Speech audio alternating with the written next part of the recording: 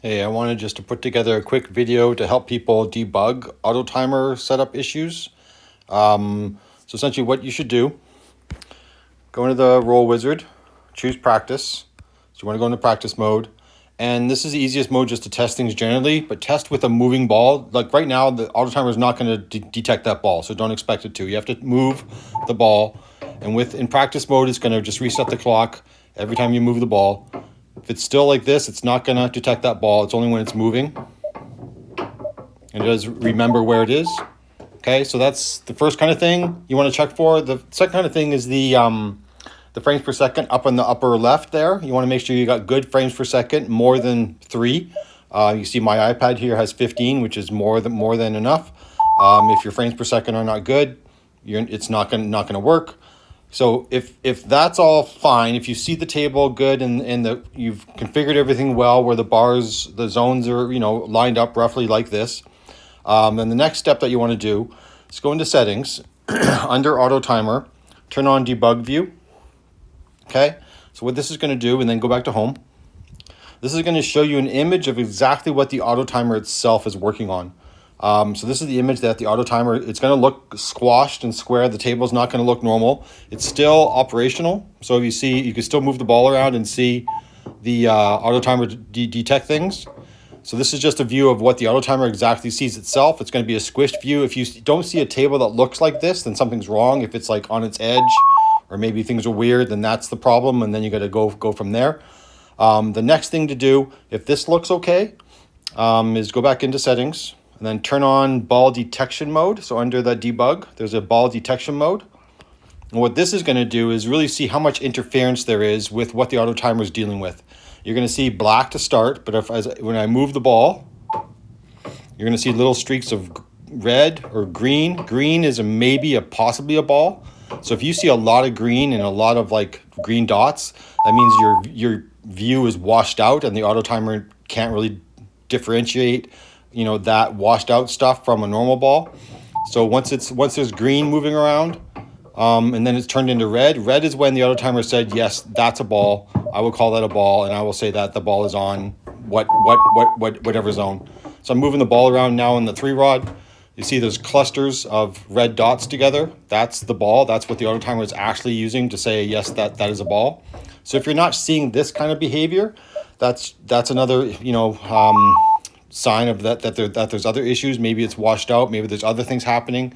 If you move the 5-bar back and forth, here I'm not really, the ball is not moving. I'm just moving my 5-bar. So I have a bit of a issue if you're moving your 5-bar over top that red T. So I haven't configured my auto timer correctly yet, because you see there it's thinking that that's a ball, where actually it's not. It's just a man moving in front of and away from that red T in the middle. So if you haven't configured it properly to do the background capture properly, so for example, the background capture, go in the auto timer. So this part's probably set up, everything's fine. And now the background capture, if you capture it like this, where the man's covering up that red T, it's not going to work very well. You have to make it so that the man is out of the way of that red T as much as you can. And then the black guy, you want to be over here so that the auto timer can see this red T for background capture and then can exclude it from any work it's doing. So now I'm going to also remove the ball. So I'm going to start that capture. Save it. Now you'll probably see if I put the ball's now down here on the 2-rod, it's going to detect that just fine. But if I'm moving my 5-rod now in front of that red T, and now there's kind of little greens maybes, but not a red. It's not being distracted by that. So that's something that's people forget to do, the importance of. So those are something, definitely use this mode. If you see a lot of little green dots, a lot of like red all over the place, then it's the auto timer is being given false positives and it really can't tell what's happening.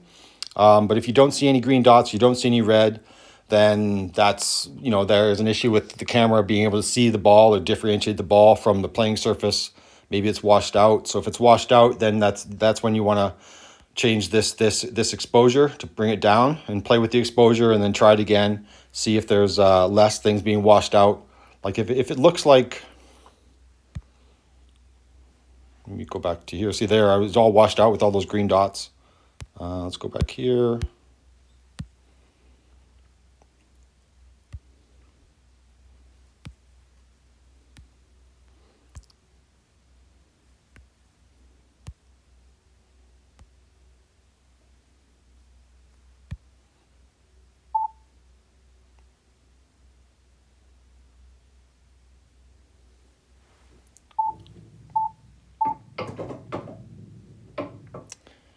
So anyways, yeah, this last part of the video, I think my webcam doesn't support the brightness setting or the contrast setting, the exposure, sorry. Most cameras do. My webcam does not. So if you do play with this, you would see the preview here going up and down, at least from an exposure standpoint. You want to make sure that the exposure is set so that the ball is in high contrast to the rest of the table. It's not, the whole table is not washed out. Usually with the table gets washed out if there's a lot of natural sunlight. So that's just something that you'll have to use the exposure for. But other than that, those are the steps. And once you've went through those steps, feel free to reach out to me if you need further help. And we can work through it, because as you see, it worked quite well on my table. It's worked quite well at every single tournament I've went to on Tornado. Most other people have found it works quite well, but there's some that it just doesn't, and we just need to help them through those steps. So please reach out either on Facebook or Instagram, or join the Discord, and you can reach out to me there, and I'm happy to help.